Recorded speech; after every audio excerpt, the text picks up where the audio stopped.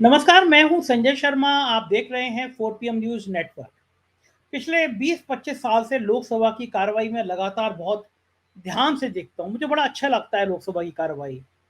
लेकिन मुझे याद नहीं आता कि किसी लोकसभा अध्यक्ष का इतना अपमान हुआ हो और कोई लोकसभा अध्यक्ष इतनी बुरी तरह से पार्टी के पक्ष में खड़ा होता हुआ नजर आया हो, प्रधानमंत्री के सामने झुक झुक के सलाम करता हो। हमने सदन में सोमनाथ चटर्जी जैसे लोकसभा अध्यक्ष देखे हैं जिन्होंने अपनी पार्टी के विरुद्ध जाके भी फैसले दिए, पार्टी ने उनको निकाल भर दिया। मैं रोड शो करता हूँ अवैध बजी के साथ। देश के जाने माने पत्रकार हैं, आप उनको रोज देखते हैं एबीपी चैनल पे। मैंने उससे पूछा कि अगर क्या होगा कि अगर लोकसभा अध्यक्ष का यही रवैया रहा। अभय जी का मानना है कहीं ऐसा ना हो कि सारा विपक्ष कह दे कि आप बीजेपी के प्रवक्ता की तरह बन जाइए, हम सदन से चले। मैंने अभय दुबे जी से पूछा कि क्या योगी आदित्यनाथ और मोदी के बीच विराम हो गया है, युद्ध विराम हो गया है? क्योंकि एक साहब हैं शांतनु गुप्ता, आप देखते होंगे, राजनीतिक विश्लेषक के रूप में आते हैं टीवी पे, गंजे अंकल हैं। वो योगी आदित्यनाथ के साथ आए थे। अभी उन्होंने ट्वीट किया है कि मैंने योगी आदित्यनाथ के साथ लंबी मंत्रणा करी, लंबी बातचीत करी, कई विषयों पर बातचीत करी। और उन्होंने फिर उसके बाद में लिखा कि ये याचना नहीं अब रण होगा, और लिखा योगी आदित्यनाथ की बातचीत। मैंने ट्वीट करके पूछा कि शांतनु जी, ये जो रण है ये क्या मोदी से होगा? और घबराए शांतनु गुप्ता ने ट्वीट डिलीट कर दिया। शांतनु गुप्ता ने एक किताब लिखी है योगी आदित्यनाथ के ऊपर। किताब की क्वालिटी बहुत खराब है, 50 रुपए से कम की कीमत की होगी, लेकिन सुना है कि वो अफसरों से उस किताब को खरीदने का दबाव बनाते हैं। और किसी ने आरटीआई में पूछा है, एक मेरे मित्र ने बताया कि लाखों रुपए की किताबें वो बेच चुके हैं। शायद उनकी रोजी रोटी इसी तरह किताब बेचने से चलती है। तो लेकिन उनका ट्वीट करना योगी आदित्यनाथ के साथ फोटो के साथ और लिखना याचना नहीं रण होगा, और बाद में ट्वीट डिलीट कर देना। आप देख रहे हैं साइड में मेरा ये ट्वीट लगा हुआ है। मैंने उनसे पूछा है कि ये आपने ट्वीट डिलीट क्यों कर दिया? तो जाहिर है जब योगी जी के पास उठ के बैठ रहे हैं और कह रहे हैं याचना नहीं रण होगा, उसके बाद ट्वीट डिलीट कर देते हैं, इसका मतलब बीजेपी में कुछ पक रहा है। मैंने पूछा वैद्य जी से क्या पक रहा है। बातचीत बहुत मजेदार, बहुत रोचक है। जरूर सुनिएगा, पूरी सुनिएगा। उससे पहले चैनल को ज्वाइन और सब्सक्राइब करिएगा। चलते हैं अभय दुबे जी के पास। 4 PM न्यूज नेटवर्क में स्वागत है अभय दुबे जी आपका। पार्लियामेंट में एक नई विमर्श, नई बहस को देखने को मिल रही है, वो है लोकसभा अध्यक्ष को लेकर। इतने इतने विद्वान लोकसभा अध्यक्ष रहे हैं, सोमनाथ चटर्जी दादा रहे हैं, वो भी बहुत डांट दिया करते थे, लेकिन हाउस में एक भी आदमी ऐसा नहीं था जो जिसको ये लगता हो कि वो भेदभाव करते हैं। Even then Bharatiya Janata party के नेता भी उन पर कभी भेदभाव करने का आरोप नहीं लगाते थे, समान भाव रखते थे। मौजूदा लोकसभा अध्यक्ष जिस तरह कल अभिषेक बनर्जी ने कहा कि नोटबंदी का जिक्र किया और उनको डांट सा दिया लोकसभा अध्यक्ष ने, ये तो 2014 का मामला। और अभिषेक बनर्जी ने पलट के कहा कि जब 100 साल पुरानी इमरजेंसी की और बाकी 50 साल पुरानी इमरजेंसी की, 100 साल पुराने नेहरू की बात करते हैं बीजेपी वाले, तो आप नहीं टोकते हैं और हमको टोक रहे हैं।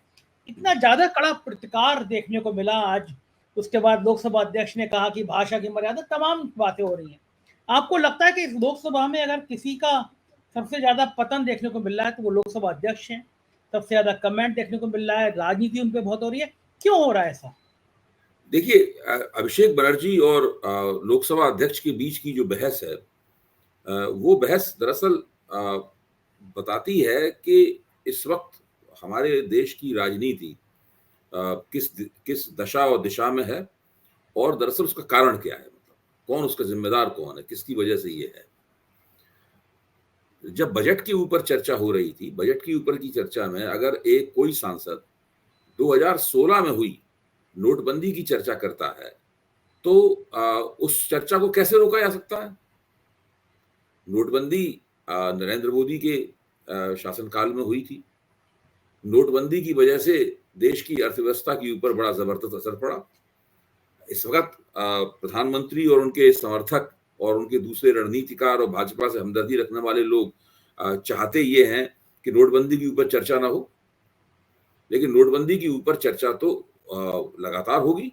वो कैसे रोका जा सकता है? वो एक अभूतपूर्व किस्म का निर्णय था प्रधानमंत्री का, जिसके अभूतपूर्व नतीजे निकले और भारत की अर्थव्यवस्था को अभूतपूर्व किस्म का नुकसान हुआ। इस समय देश में अगर बेरोजगारी की मारामारी है, तो वो उसकी उसकी उसकी जड़ में नोटबंदी है। कई कारण हैं, लेकिन नोटबंदी उसकी जड़ में है। देश में काला धन है बड़े पैमाने पर, तो उसकी जड़ में नोटबंदी है। और भी कारण है, लेकिन नोटबंदी उसमें एक महत्वपूर्ण कारण है। मेरी यही समझ में नहीं आया कि आखिरकार लोकसभा अध्यक्ष ने अभिषेक बनर्जी को नोटबंदी का जिक्र करने से और नोटबंदी से मौजूदा बजट को, अर्थव्यवस्था की जो मौजूदा दशा और दिशा है उसको जोड़ने से रोका क्यों। देखिए, है क्या कि जो सत्ताधारी दल है उसी का एक सदस्य लोकसभा अध्यक्ष बनता है, तो कुछ कुछ कायदे से आदर्श तो यह है कि लोकसभा अध्यक्ष पूरी तरीके से गैर दलीय हो जाए। भले ही वो एक दल से आया है, लेकिन उसके ऊपर उस दल का बिल्कुल असर नहीं होना चाहिए और उसे निष्पक्ष होकर लोकसभा की कार्रवाई चलानी चाहिए। लेकिन फिर भी उसके अंदर उस दल के प्रति अपने जो मातृ दल है उसका, अपना जो पेरेंट ऑर्गेनाइजेशन है, उसके प्रति एक रुझान दिखाई पड़ता है। सभी में दिखाई पड़ता है। आपने सोमनाथ चटर्जी का जिक्र किया, वो एक बिल्कुल असाधारण और अपवाद स्वरूप व्यक्ति थे जिन्होंने अपनी ही पार्टी का निर्णय मानने से, सीपीआईएम का निर्णय मानने से इनकार कर दिया था। इसके बाद उनको पार्टी से निकाल भी दिया गया। लेकिन ऐसा आमतौर पर होता नहीं है। लेकिन अपने पार्टी के प्रति एक रुझान का होना, और पार्टी अगर कभी गंभीर संकट में हो तो उस गंभीर संकट से अपनी पार्टी को निकाल लेना, ये एक अलग बात है।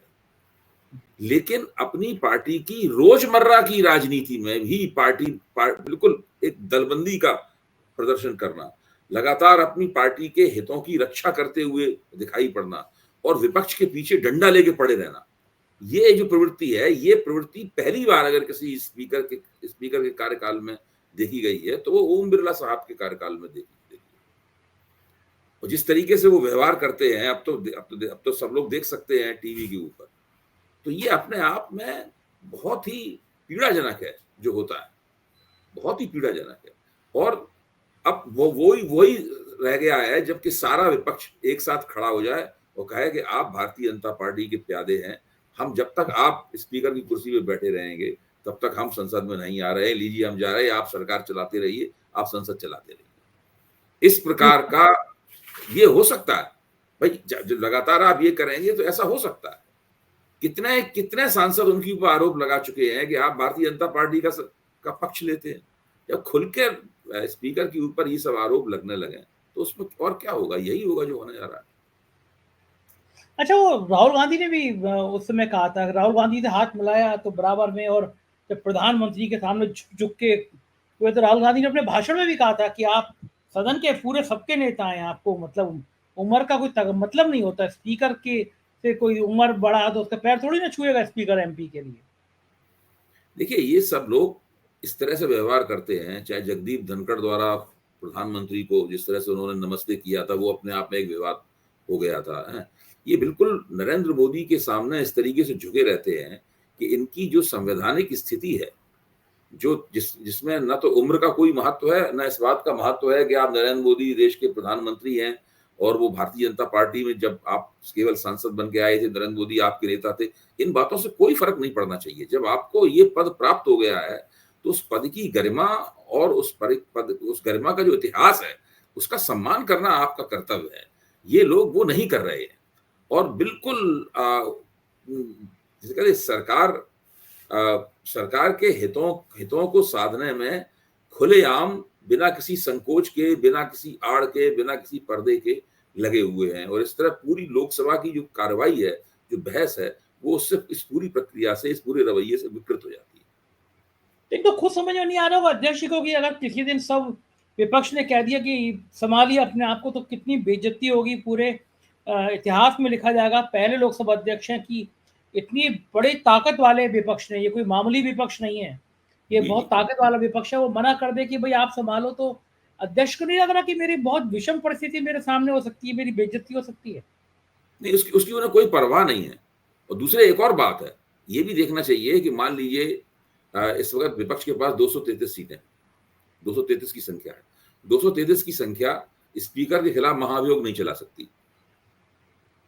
अगर मतलब ऐसी स्थिति नहीं है कि विपक्ष कहे कि इनको लोकसभा के स्पीकर के पद से हटाया जाए, वो ऐसी स्थिति में नहीं है। तो वो ये जानते हैं कि उनको महाभियोग करके नहीं हटाया जा सकता। लेकिन वो क्या ये नहीं देख रहे हैं कि उन्होंने उनका जो तरीका है, जिस तरीके से पिछली लोकसभा में उन्होंने 150 के करीब सांसदों को बाहर निकाला था विपक्ष के, तो ये सब जो हो रहा है और जो इतिहास में उन्होंने कर दिया है, इससे कुल मिलाकर वो लोग जो कि लोकसभा की कार्रवाई को लोकसभा टीवी के ऊपर, टीवी अन्य चैनलों के ऊपर देखते हैं, उनके ऊपर क्या असर पड़ता होगा, लोग क्या सोचते होंगे। ठीक बात है, लेकिन कोई हो हमें कहानी, मतलब उनको तो केवल एक ही राजा दिखाई देता है, बस केवल उसी राजा की सारी स्तुति गान करना है। लेकिन जो है किरण रिजिजू ने कहा कि गाली गलौज की भाषा नहीं होनी चाहिए सदन में। ये इस तरह का विपक्ष के लिए चित्रण प्रस्तुत किया जा रहा है कि विपक्ष गाली गलौज होता रहा है। विपक्ष का तो कोई नेता गाली गलौज नहीं कर रहा। प्रधानमंत्री कह रहे हैं कि मेरे को बोलने नहीं दिया गया 3.5 गला दबाया जा रहा है, मेरा माइक बंद कर दिया गया, 2 घंटे तक मेरा गला दबाया जाता रहा, गला दबाया जाता रहा। गला दबाया जाता रहा, ये प्रधानमंत्री ने कहा। ऐसा ताल क्यों छेड़ा जा रहा है पार्लियामेंट के अंदर? देखिए, अब मैं समझता हूं कि भारतीय जनता पार्टी 4 जून से पहले, 4 जून के बाद लगातार एक किसी ऐसे मुद्दे की तलाश में है कि वो किसी तरीके से विपक्ष के ऊपर हावी हो सके। उसे मिल नहीं पा रहा है मुद्दा। विपक्ष लगातार हावी है इनके ऊपर, और ये वो बिल्कुल विपक्ष को जिस तरह पहले तिरस्कार की तरह देखते थे, अब वो स्थिति रही नहीं। तो भारतीय जनता पार्टी को अभी तक ऐसा कोई ठोस मुद्दा नहीं मिला, और मैं तो कहूंगा कि लोकसभा चुनाव के नतीजे निकलने के बाद में विपक्ष ने आज तक ऐसा कोई कदम नहीं उठाया है जिसको कहा जा सके कि वो एक फॉल्स स्टेप था, और जिसने भाजपा को मौका दे दिया हो विपक्ष को आड़े हाथों लेने का और उसे किनारे धकेलने का।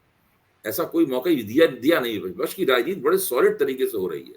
विपक्षी एकता में कोई दरार नहीं है, विपक्षी एकता में किसी किस्म की दरार नहीं है। अब देखिए, जब इमरजेंसी को लेके संसद में भाजपा ने मसला उठाया, इसका अभिषेक बनर्जी ने सही उसका इस्तेमाल किया उस बात का। उस वक्त भाजपा को उम्मीद ये थी कि विपक्ष में इस सवाल को लेकर दरारें पड़ जाएंगी, लेकिन दरारें नहीं पड़ी। जो लोग इमरजेंसी के खिलाफ लड़े थे, जो पार्टियां और जो नेता लोग जेल गए थे, जैसे कि अखिलेश के पिताजी मुलायम सिंह जेल गए थे इमरजेंसी में, कोई दरार नहीं पड़ी। लेकिन जब निर्मला सीतारमण ने बजट पेश किया, तो उसकी वजह से केवल 2 राज्यों को जिस तरीके से वो उसमें बजट में बड़े पैमाने पर रुपया दिया गया, उसके बाद में विपक्ष ने जब इस प्रश्न को उठाया कि राज्यों के प्रति भेदभाव है, तो भारतीय जनता पार्टी की जो बेचैनियां हैं, जो उलझने हैं, वो साफ देखी जा सकती थी। उन्हें बहुत तरह की सफाई देनी पड़ी, क्योंकि ये जो विपक्ष का ये जो हमला था, इस हमले में इस बात की संभावना है कि भारतीय जनता पार्टी का जो एक फेडरलिज्म का सवाल है, और भारतीय जो खुद भाजपा शासित राज्य है, जैसे उत्तर प्रदेश को आप लीजिए। उत्तर प्रदेश में 2017 से भारतीय जनता पार्टी की सरकार है। उत्तर प्रदेश में इतनी बुरी तरीके से आप चुनाव हारे हैं, तो अखिलेश ने जो पूरा एक दृष्टिकोण पेश किया है, कोई उत्तर प्रदेश को क्या मिलना चाहिए था, क्या नहीं मिला, क्या आपने क्यों नहीं दिया, ये सब बहुत महत्वपूर्ण तरीके से उभर के आया है। विपक्ष की जो नीति है लोकसभा सदन की, उन्हें वो बहुत ही मजबूत है। जहां तक ये कहना विपक्ष गाली गलौज की भाषा का इस्तेमाल कर रहा है, पता नहीं, मैंने तो कोई गाली सुनी नहीं कभी। मैंने भी नहीं सुनी। मुझे लगा कि कौन सी गाली कहाँ दे दी गई, हमें चूक हो गई कि हम सुन नहीं पाए। अच्छा, वो जो विपक्ष भी मजे ले रहा है, धर्मेंद्र यादव ने आज फिर भाषण देते समय कह दिया कि वो अयोध्या क्या हारे, आपको मिर्ची लग गई, आपने बजट में यूपी का नाम ही नहीं लिया। ये बार बार मुझे कोई दिन ऐसा नहीं जाता जैसे नहीं अयोध्या का नाम नहीं लिया जाता हो। वो आपने वरुण ग्रोवर की पता नहीं कॉमेडी आपने देखी होगी नहीं देखी होगी, वो कहता है कि मुझे 5 साल तक किसी मजाक की जरूरत नहीं है, मैं तो बस सोच के हंसने लगता हूँ कि अयोध्या हार गए। तो बोला, मैं रात को उठता हूँ, मेरी बिल्ली देखती है कि मैं पागल तो नहीं हो गया हूँ, लेकिन मुझे एकदम याद आता है कि ये अयोध्या हार गए, मुझे हंसी आ जाती है, अयोध्या हार गए। अयोध्या इतना दर्द देता है, जानबूझ के विपक्ष बार बार अयोध्या चिल्लाता है, और अयोध्या में आने अयोध्या की पराजय तो एक रूपक बन गई है ना। अयोध्या की पराजय एक मेटाफर बन गई है, और उसके साथ में पूरे उत्तर प्रदेश की पराजय जुड़ी हुई है। अभी सीएनबीसी आवाज के ऊपर एक चर्चा हो रही थी कि उत्तर प्रदेश में भारतीय जनता पार्टी क्या हारी, क्या उत्तर प्रदेश में सब कुछ ठीक हो गया है। उस वरिष्ठ पत्रकार शामिल थे, मुझे भी उस चर्चा में भाग लेने का आज मौका मिला। तो मैं आपको बताता हूं कि उत्तर प्रदेश में भारतीय जनता पार्टी के साथ जो हुआ है, उसके बारे वो क्यों हुआ है, कैसे हुआ है, और वो कब बंद होगा, वो कब समस्या भाजपा हल करेगी, और उसमें केंद्र क्या कर रहा है, उत्तर प्रदेश से क्या हो रहा है, ये चीजें निरंतर, इसकी चर्चा कहीं बंद होने का नाम ही नहीं ले रही।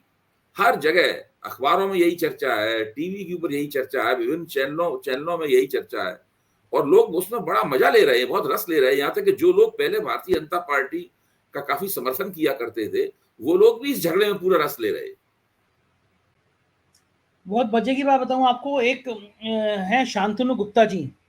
वो टीवी पे कई बार चैनलों में राजनीतिक विश्लेषक के रूप में आपने देखा होगा उनको। उन्होंने योगी आदित्यनाथ पे किताब लिखी है, और योगी आदित्यनाथ पे किताब लिखी है, किताब के संग योगी जी के संग उन्होंने विमोचन में रहे योगी जी।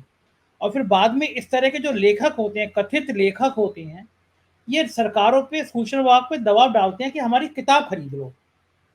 किताब को मैंने देखा कि उस किताब की क्वालिटी ऐसी नहीं होगी 50 रुपए की भी हो, लेकिन शायद 150 रुपए से ज़्यादा की है। और मैं कंफर्म नहीं हूँ, लेकिन मेरे को बताया गया किसी ने आरटीआई भी लगाई है सूचना विभाग में कि शांतनु गुप्ता की कितनी किताबें खरीदी गई। अब टीवी चैनलों पर वो बैठते हैं राजनीतिक विश्लेषक, और दिन भर वो भारतीय जनता पार्टी के प्रचारक की भूमिका में रहते हैं। कल उन्होंने फोटो डाला योगी आदित्यनाथ के साथ कि मेरी योगी आदित्यनाथ से लंबी मीटिंग हुई, और उन्होंने बाकी ट्वीट इंग्लिश में था, ऊपर लिखा याचना नहीं अब रण होगा। तो मैंने उसमें ट्वीट करके पूछा कि रण किसके साथ होगा, क्या मोदी जी के साथ होगा? मतलब आपने जो 2.5 घंटे में वेटिंग करी योगी आदित्यनाथ से और फिर लिख रहे हैं याचना नहीं रण होगा, तो ये रण का इशारा किसकी तरफ है? और सारा भाव ये था कि योगी जी इतने मास्टर आदमी है, इतना उन्होंने माफिया खत्म कर दिया। और मैंने जैसे ही ट्वीट किया, वो उन्होंने अपना ट्वीट ही डिलीट कर दिया। मैंने पूछा रण किसके साथ होगा? तो दो बातें हैं आपसे अभय जी समझना चाहता हूँ, क्योंकि आप भी बड़े बड़े टीवी चैनलों पर जाते हैं। शांतनु गुप्ता ने और भी भाजपा नेताओं की किताबें लिखी है, किताबें बेचते हैं, फिर वो सरकारों में जा जाके और मुनाफा कमाते हैं, अपनी रोजी रोटी चलाते हैं। लेकिन टीवी चैनलों में वो राजनीतिक विश्लेषक लिखे जाते हैं, वहां पे बात करेंगे पूरे बीजेपी के प्रवक्ताओं से भी 2 कदम आगे जाके, क्योंकि उन्हें अपनी किताबें बेचनी है। और वहां लिखा जाएगा राजनीतिक विश्लेषक, और ट्वीट डिलीट कर दिया कि याचना नहीं रण होगा। तो ये जो रण वाली बात उन्होंने लिखी और योगी आदित्यनाथ से लंबी बैठक के बाद लिखी, क्या इसका इशारा है कि वाकई में रण होने जा रहा है? देखिए, नरेंद्र मोदी के भारतीय राजनीति में उदय के साथ पत्रकारिता के क्षितिज पर 3 नए किस्म के तत्वों का उदय हुआ। एक वो तत्व है जो कि भारतीय जनता पार्टी के प्रवक्ता के रूप में सामने आया। ये एक खास तरह का, पहले भी पार्टियों के प्रवक्ता होते थे, भाजपा के भी प्रवक्ता होते थे। मुझे याद है निर्मला सीतारमण भाजपा की प्रवक्ता हुआ करती थी, प्रकाश जावड़ेकर भारतीय जनता पार्टी के प्रवक्ता हुआ करते थे। कांग्रेस के जब भ्रष्टाचार विरोधी आंदोलन चल रहा था तो हरीश रावत कांग्रेस के प्रवक्ता के तौर पर सामने आते थे, संजय निरुपम कांग्रेस के प्रवक्ता के तौर पर सामने आते थे। तो ये लोग कांग्रेस के प्रवक्ता होते थे। आप समझ सकते हैं कि कांग्रेस के प्रवक्ता किस तरीके से थे। लेकिन भारतीय जनता पार्टी ने प्रवक्ताओं की एक खास तरह की नस्ल पैदा की, उनको एक विशेष तरह का प्रशिक्षण दिया गया कि किस, उस प्रशिक्षण की अंदर ये खास बात ये थी कि किस तरीके से विपक्ष का मजाक उड़ाना है, और जो भारतीय जनता पार्टी के आलोचक हैं उनको बुरी तरीके से घेरना है, उनको गद्दार वगैरह कहना है, और हर बात को घुमा फिरा के यहाँ पे ले आना है कि देखिए जनता हमारे साथ है, आपकी आलोचनाएं बेकार हैं क्योंकि चुनाव हम जीतते हैं, आपकी आलोचना का कोई मतलब नहीं है क्योंकि चुनाव हम जीतते हैं। ये पूरे हर प्रवक्ता के तर्क की केंद्रीय बात होती थी। दूसरे किस्म का जो तत्व हो रहा वो था संघ विचारक। ऐसे बहुत से लोग टीवी में पेश किए आने लगे, इनके नाम के नीचे संघ विचारक लिखा जाता था। तो उनसे उम्मीद की जाती थी कि भाई संघ का कोई विचार पेश करेंगे। भाई ठीक है, भाजपा संघ का अंग है, लेकिन फिर भी संघ एक अलग तरह का संगठन है। भारतीय जनता पार्टी रोजमर्रा की राजनीति में भाग लेती है, तो उनसे उम्मीद की जाती थी कि वो रोजमर्रा की भाजपा की राजनीति है उससे हटकर राष्ट्रीय स्वयंसेवक संघ का कोई विचार हो, मतलब जो है वो पेश करेंगे। लेकिन ऐसा नहीं किया गया। ये लोग भी जो रोजमर्रा की राजनीति होती है उसमें भाजपा के प्रवक्ता की तरह आचरण करते हुए नजर आए। और एक तीसरे किस्म का व्यक्ति, एक तत्व आया निकलकर, जो जिसको राजनीतिक विश्लेषक कहा गया। ये ना संघ विचारक है, ना भाजपा का आधिकारिक प्रवक्ता है, लेकिन करता वही है, इसका भी आप जिक्र कर रहे थे। इसने निष्पक्ष पत्रकार के नाम पर भारतीय जनता पार्टी, हिंदुत्व की विचारधारा और राष्ट्रीय स्वयंसेवक संघ, इन्हीं तीनों के तथ्यों को आगे बढ़ा। ये 3 तरह के तत्व लगातार टीवी पे आते रहे। मान लीजिए एंकर के बाद में 6 लोग टीवी के ऊपर हैं, तो 3 तो इस तरह के व्यक्ति हो गए। एंकर भी काफी कुछ भारतीय जनता पार्टी की तरफ झुका रहता था। उसके बाद निष्पक्षता दिखानी है तो उसमें मेरे जैसे लोगों को भी बुला लिया जाता था, तो या कांग्रेस के प्रवक्ता को भी बुलाना जरूरी है। अगर उत्तर प्रदेश में बहस हो रही है तो समाजवादी पार्टी को बुला लिया जाए। तो इस तरह के 3 एलिमेंट बहुत बड़े पैमाने पर पैदा हुए। इन लोगों ने किताबें भी लिखी, ये लोग अखबारों में भी लिखने लगे, और इन लोगों का एक और दावा होता है, इन लोगों का दावा होता है कि ये ना भीतर की खबर है। ये सब लोग दावा करते हैं भीतर की खबर है। आज उत्तर प्रदेश पे चर्चा जब हो रही थी तो उसमें सब लोग कह रहे थे कि एक सज्जन थे, वो कह रहे थे कि मैं तो आज इतने जब आ रहा था 17-18 मिनट तक लगातार मैं योगी जी के खेमे से बातचीत करता रहा। गनीमत रही उन्होंने ये नहीं कहा कि मैं योगी जी से बात करता रहा। मतलब बहुत से ऐसे लोग हैं जो इस तरह यहां से बात शुरू करते हैं, मुझे ये पता है कि ऐसा हो रहा है, मुझे पता था कि ऐसा होने वाला है।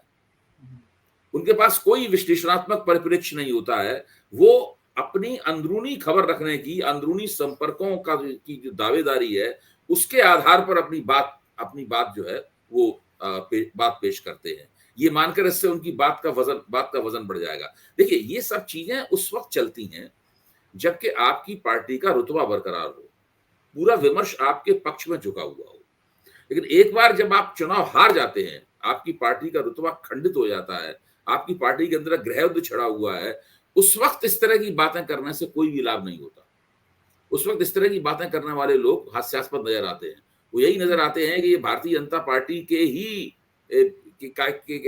एक व्यक्ति हैं जो उसमें किसी एक खास गुट की तरफ खड़े हुए हैं और उसके पक्ष की बात कह रहे हैं, जैसा कि अभी आपने बताया, अभी इन सज्जन का जिक्र किया। हाँ, ये इस तरह के कई लोग देखते हैं। अच्छा, कुछ नाम, चर्चित नाम, प्रवक्ताओं की आपने नाम ली। एक जमाने में प्रकाश जावड़ेकर, राजीव प्रताप रूड़ी, संबित पात्रा, रविशंकर प्रसाद, ये सब बड़े चमकते हुए चेहरे थे। अब तो इनको छोड़ दिए। संबित पात्रा भी बहुत कभी कभी दिखाई देते हैं। रविशंकर प्रसाद की तो उम्मीदें जगी होंगी कि भाई मंत्री पद, ये सब एकदम हाशिए पे क्यों ढकेल दिए गए? कारण क्या होगा? किसी टाइम में बीजेपी की सबसे टीम में सबसे आगे रहने वाले लोग, और अब एकदम इतने हाशिए पे चले। संबित पात्र ने तो भारतीय जनता पार्टी के प्रवक्ता के तौर पर काफी ख्याति प्राप्त की। उनके पास एक खास शैली थी जिसमें विपक्ष का तिरस्कार करना, उसका मजाक उड़ाना और एक नाटकीय तरीके से अपनी बात कहने के लिए वो बहुत चर्चित हुए। अब तो वो उड़ीसा से सांसद हैं, चुनाव जीत गए हैं इस बार। मुझे लगता है कि भाजपा ने उनको प्रवक्ता से भी आगे बढ़कर कोई और महत्वपूर्ण जिम्मेदारी दी है जिसमें वो लगे हुए हैं। रविशंकर प्रसाद तो मैं मानता हूं कि उन्हें मोदी सरकार में केंद्र में मंत्री होना चाहिए। मतलब उनकी जो योग्यता और वरिष्ठता है उसके लिहाज से उन्हें केंद्र में मंत्री होना चाहिए, और वो बहुत संतुलित तरीके से टीवी के ऊपर बड़ी अच्छी तरह अपनी बात रखते हैं। बजट के ऊपर भी अभी उन्होंने एक कार्यक्रम में अपनी बात रखी, उस कार्यक्रम में मैं भी शामिल था, तो बहुत संतुलित तरीके से उन्होंने अपनी बात रखी। तो उनकी जो योग्यता और क्षमता है, उनको किन कारणों से केंद्रीय मंत्रिमंडल से हटाया गया और क्यों दोबारा फिर मंत्रिमंडल में नहीं लिया गया, ये अपने आप में काफी अटकलों का विषय है। इसमें बहुत सारी बातें कही जाती हैं, लेकिन अभी तक कोई भी बात ऐसी सिक्काबंद तरीके से, प्रमाणिक तरीके से नहीं आ पाई। और जहां तक और दूसरे लोगों का सवाल है, भारतीय जनता पार्टी का किरदार पूरी तरीके से बदल चुका। अब तो हालत यह है कि एक व्यक्ति जो कांग्रेस का प्रवक्ता था, अब बताइए कांग्रेस के जिन प्रवक्ताओं ने बिल्कुल एन आखिरी मौके पर कांग्रेस छोड़कर भाजपा से, राधिका खेड़ा भाजपा में गई थी, गौरव वल्लभ भारतीय जनता पार्टी के अंदर चले गए थे कांग्रेस छोड़ के। अब इन लोगों का क्या भविष्य है? कोई भविष्य नहीं। मुझे लगता है कि ये लोग अफसोस कर रहे होंगे कि हमने क्यों निर्णय लिया, हम थोड़ा अगर इसी पार्टी बने रहते तो आज और बेहतर स्थिति में होते। तो इन लोगों ने गलत निर्णय लिया, और मुझे नहीं लगता कि भारतीय जनता पार्टी में जाने का अब पहले की तरह कोई समय है। ठीक बात है, बिल्कुल वो दौर तो शायद खत्म हो गया। मेरे पास दिल्ली से मेरे पास आज एक बड़े सीनियर लीडर का फोन आया। उन्होंने मुझसे पूछा कि क्या आपको जानकारी है कि योगी जी के संपर्क में 50 से ज्यादा सांसद हैं? अगर योगी को हटाया गया तो 50 से ज्यादा सांसद योगी के पक्ष में खड़े हो सकते हैं। मैं कहा, मेरे पास तो ऐसी जानकारी नहीं है। क्या आपको लगता है अभय जी की ऐसी स्थिति आ सकती है कि अगर योगी आदित्यनाथ को छेड़ा गया तो बीजेपी के बड़ी संख्या में सांसद योगी आदित्यनाथ के समर्थन में आ सकते हैं? नहीं, सवाल ये है कि योगी जी को अगर छेड़ा गया, उन्हें मुख्यमंत्री पद से हटाया गया, तो क्या वो भाजपा छोड़ के अलग पार्टी बनाएंगे? क्या वो खुद इतनी हिम्मत करेंगे? भाई जाहिर है कि उन्हें मुख्यमंत्री पद से हटाया जाएगा तो उन्हें बहुत नाराजगी होगी, बहुत गुस्सा आएगा, उन्हें बहुत ही क्षोभ होगा वो है। लेकिन वो उस प्रतिक्रिया में करेंगे क्या, सवाल इस बात का। अगर वो अलग पार्टी बनाएंगे, अगर इस प्रकार की संभावना है, तब हम सोच सकते हैं कि कितने एमएलए उनके साथ जाएंगे, कितने एमएलसी उनके साथ जाएंगे और उत्तर प्रदेश के कितने सांसद उनके साथ जाएंगे, तब हम लोग सोच सकते हैं। मुझे तो नहीं लगता कि वो ऐसा करेंगे, मुझे नहीं लगता कि वो भारतीय जनता को अलग कोई पार्टी बनाएंगे। ये बात सही है कि वो हिंदू युवा वाहिनी को दोबारा खड़ा कर देंगे, क्योंकि जिस वक्त उन्हें मुख्यमंत्री बनाए जाने की चर्चा चल रही थी, तो अमित शाह ने उनके सामने एक शर्त रखी थी कि आप हिंदू युवा वाहिनी को भंग कर दीजिए। तो योगी जी को मुख्यमंत्री की कुर्सी पर बैठने के लिए अमित शाह की शर्त माननी पड़ी और उन्होंने हिंदू युवा वाहिनी को भंग कर दिया। उस वक्त तो हिंदू युवा वाहिनी के जो नेता थे, उस बाद में उस नेता को प्रताड़ित भी बहुत किया गया, सुनील सिंह। हाँ, उनको प्रताड़ित भी बहुत किया गया। तो ये तो बात सही है कि वो योगी जी सोच रहे होंगे कि किस तरह हिंदू युवा वाहिनी को पुनर्जीवित किया जाए। तो जब उन्हें हटाया जाएगा तो पहला काम तो वो यही करेंगे, हिंदू युवा वाहिनी को पुनर्जीवित करेंगे और भारतीय जनता पार्टी के खिलाफ जगह जगह उनके उम्मीदवार खड़े करके चुनाव लड़ाने की प्रक्रिया शुरू हो जाएगी। इसका तो इतना अंदाजा तो हम लोग लगा सकते हैं। बाकी तो फिर वो परिस्थितियों को देखेंगे, तोल मोल करेंगे कि क्या करना चाहिए, क्या नहीं करना चाहिए। अच्छा, बीजेपी के लिए क्या फायदेमंद रहेगा कि 2027 तक योगी आदित्यनाथ मुख्यमंत्री बने रहे या योगी आदित्यनाथ को हटा के कोई पिछड़ा वर्ग का मुख्यमंत्री बनाया जाए? देखिए, 2024 चल रहा है, 24 अब खात्मे की तरफ है, यानी 24 में जुलाई का महीना खत्म होने जा रहा है, 7 महीना हो जाएंगे 24 में। तो 24 में तो अब ज्यादा चुनाव में, हाँ, 24 में तो कोई ज्यादा समय बचा नहीं है। और 25-26 अगर 2025 आधा गुजरते गुजरते इन्होंने आदित्यनाथ को नहीं हटाया तो फिर ये योगी जी को नहीं हटा पाएंगे। जितनी देर लगाएंगे उतने ही योगी जी के हटने की संभावनाएं कमजोर होती चली जाएंगी। तो आपको लगता है कि अगर हटाना है तो उन्हें जल्दी हटाना पड़ेगा। तो आपको लगता है कि कई जो भाजपा के जो लोग ऐसे लोग हैं जो दावा करते हैं कि भाजपा के अंदरूनी मसलों की उन्हें खबर है और वो सब अंदर नजर रख के रहते, उन सब लोग कहना यह है कि केंद्र में कुछ फैसले हो चुके हैं, उन फैसलों को लागू नहीं किया गया है, लेकिन उत्तर प्रदेश के बारे में कुछ महत्वपूर्ण फैसले कर लिए गए हैं और उस सही समय की बाट जो ही जा रही है कि कब उन फैसलों को लागू किया जाए। हो सकता है महाराष्ट्र और हरियाणा के चुनाव नतीजों का इंतजार हो। मेरे ख्याल से सबसे पहले उपचुनाव हो जाएं, उपचुनाव के नतीजे क्या होंगे तो वो भी एक काफी बहुत, उसके बाद भी वो फैसले लिए जा सकते हैं। लेकिन मैं अपने मित्र विजय त्रिवेदी की इस बात से ही सहमत हूं कि उत्तर प्रदेश में कोई युद्ध विराम नहीं हुआ है और विजय त्रिवेदी तो ये भी कहा है कि युद्ध विराम का मतलब ये नहीं होता है इसको युद्ध खत्म हुआ मान लिया जाए। ये युद्ध विराम का मतलब है युद्ध अभी बाकी है, विराम है, खत्म नहीं हुआ है। बिल्कुल ठीक बात है और राजनीति पे निगाह बनी रहेगी। बहुत बहुत शुक्रिया अभय जी, आपने समय दिया, आभार, थैंक यू। सुना आपने, ये थे अभय द्विवेदी जी और आपको यकीन हुआ होगा कि ये बातचीत कितनी जोरदार थी और अभय जी ने सारी बातों को कितना तार्किक ढंग से जवाब दिया। कैसी लगी बातचीत बताइएगा जरूर, चैनल को ज्वाइन करना ना भूलिएगा, सब्सक्राइब करिएगा। थैंक यू, शुक्रिया।